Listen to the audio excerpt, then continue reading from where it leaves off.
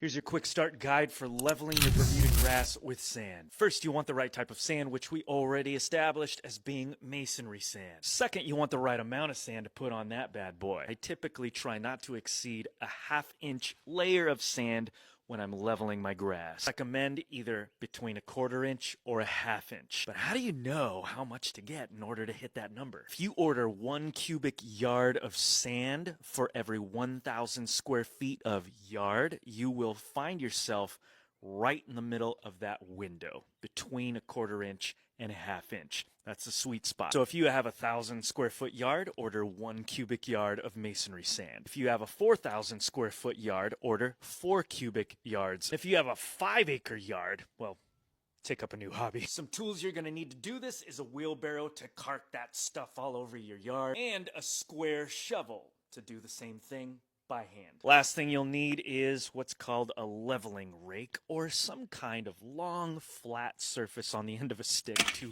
push the sand across your lawn and make sure that it settles underneath the canopy of your grass. You're just gonna do that until all the sand is evenly dispersed on your lawn. Let's talk about what you do before and after. First of all, what do you do before to prep your yard? Like you mentioned, you can aerate. I recommend core aerating because that's gonna remove solid cores out of your soil, which is great because it allows the sand to fill those spots. Second thing you can do to prep your yard is to mow it. Mow it as low as you possibly can go with your mower.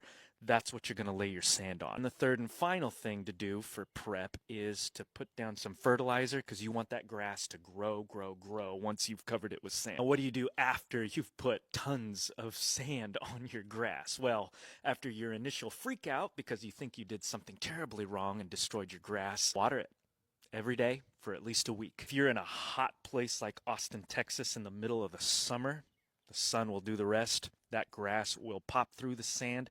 Beautiful, more lush and thick than you've ever thought possible. Once the sand begins to disappear under that thick canopy of grass, you're going to want to mow your grass regularly. Now, if you made it this far, it's because you're as wild and crazy as I am about my grass, and in that case, make sure you check out my other videos or playlist on leveling.